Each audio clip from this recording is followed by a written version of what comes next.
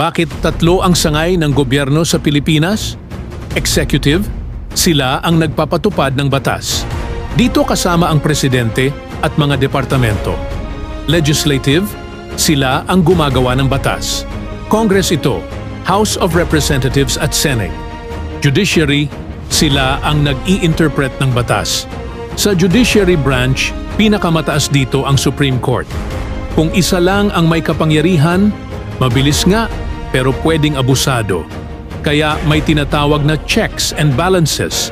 Ibig sabihin, bawat sangay may kapangyarihan para ilimit ang isa't isa. Halimbawa, noong 2013, dineklarang unconstitutional ng Supreme Court ang pork barrel, PDAF. Bakit?